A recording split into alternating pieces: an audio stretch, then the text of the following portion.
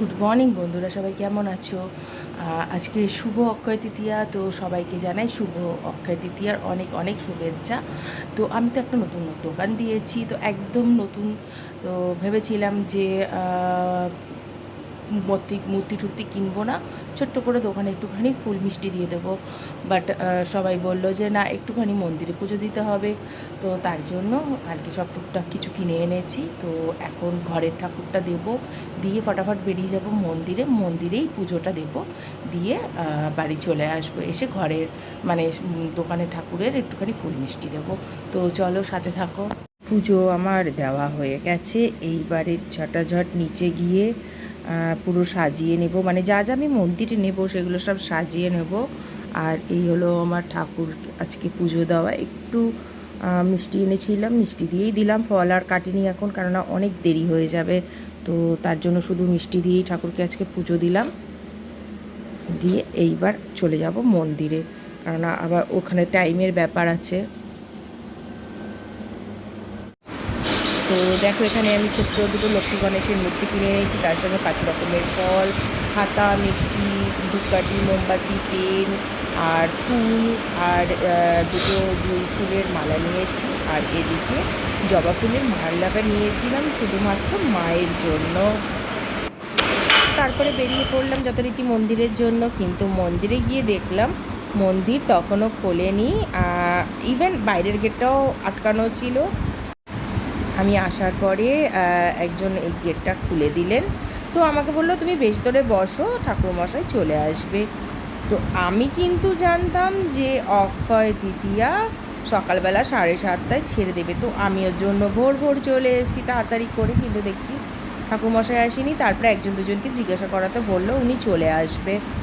তো যাই হোক, বসে ওয়েট করছি যে কী রে বাবা, এখনও আসছে না কেন। তো মূর্তি দুটোর মধ্যে যে প্লাস্টিকটা ছিল সেটা আমি খুলে দিয়েছি, কারণ আমার ওটা বিচ্ছিরি লাগছিলো, তো আমি ওর জন্য খুলে দিয়েছি। আর এখানে ওয়েটই করছি। আর এদিকে চিন্তা করছি যে আমি তো জানি 7:30টায় ছেড়ে দেবে, কিন্তু ঠাকুরমশাই আসছে না। ওইদিকে শান্তনু আবার অফিসে বেরোবে, তো ওখানেই দাঁড়িয়ে রয়েছি।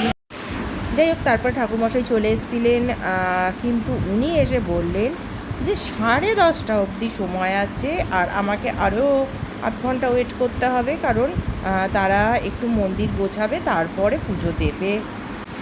তারপর তিনি হঠাৎ ডেকে বললেন যে তুমি চলে আসো, তোমার পুজোটা নিয়ে নিই, তোমার পুজোটা করিয়ে দিই। তো খুব মজা হয়েছিল, খুব আনন্দ পেয়েছিলাম। তারপরে তাতে করে পুজো দিয়ে চলে এলাম।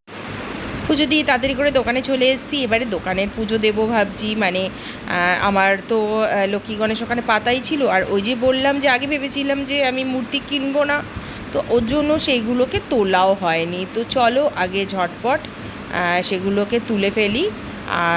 তুলে তারপরে আমি এই ঠাকুরকে প্রতিষ্ঠা করব। এবার আমি জানি না যে সত্যি অক্ষয় তৃতীয়ার দিনকে ওই ঠাকুর তুলে এই ঠাকুর প্রতিষ্ঠা করা যায় কি না, কিন্তু আমার কাছে কিছু করার ছিল না। আমরা সত্যি এই ব্যাপারটা কেউই জানতাম না। হয়তো আগের থেকেই মূর্তি সরিয়ে রাখতে হয়, তো সেটা সত্যি আমরা জানি না। ঠাকুর ক্ষমা করে দেবে নিশ্চয়ই, ঠাকুর জানবে যে আমরা এইটা ব্যাপারে কিছুই জানি না। এবার কি করব বলো। যাই হোক, পুজো তো দিয়ে দিয়েছি, আর আমার যা যা করণীয় ছিল সব কাজ করে নিয়েছি। আর যদি কিছু নিয়মের ত্রুটি থাকে নিশ্চয়ই ঠাকুর আমায় সেটা ক্ষমা করে দেবে, কেননা জানে সে জানবে যে আমি কিছু এই ব্যাপারে জানি না।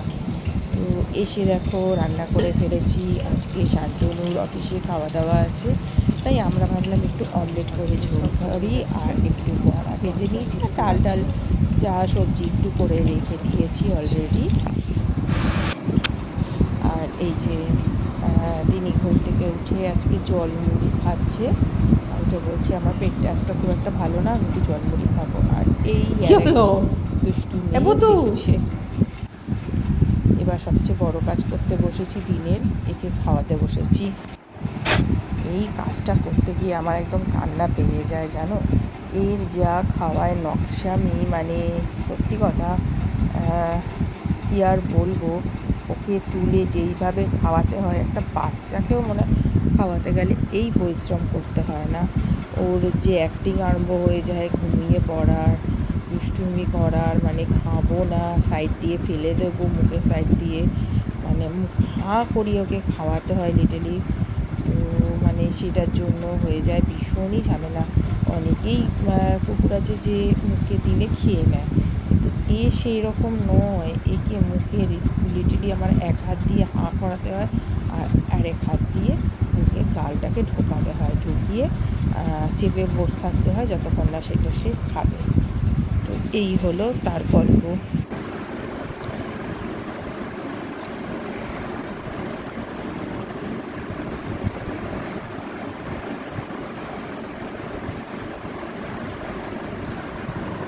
কি হলো?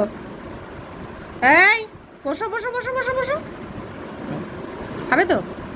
খাবে তো? ভাতু খাবে? তুমি ভাতু খাবে? ও দুষ্টু।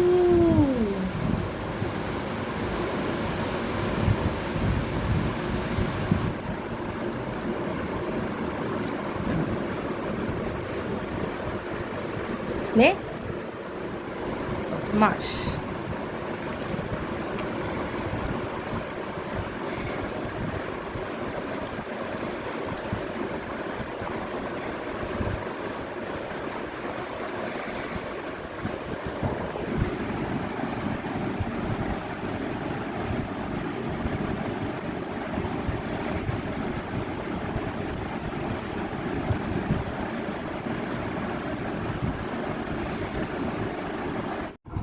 খুবই গরম, মানে বলার মতো নয়।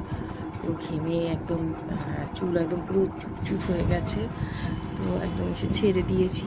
তো দোকানে বসে আছি এখন, চেয়ারে বসে নিয়ে এইদিকে এসে বসে রয়েছি পাখার একদম তলাতে। দেখো এত গরম লাগছে যে ওইদিকে আর বসতে পারছি না, অবস্থা দেখো। যাই হোক, আজকের ভিডিও কেমন লাগলো তোমাদের অবশ্যই জানিও। ভালো লাগলে লাইক শেয়ার কমেন্ট করো।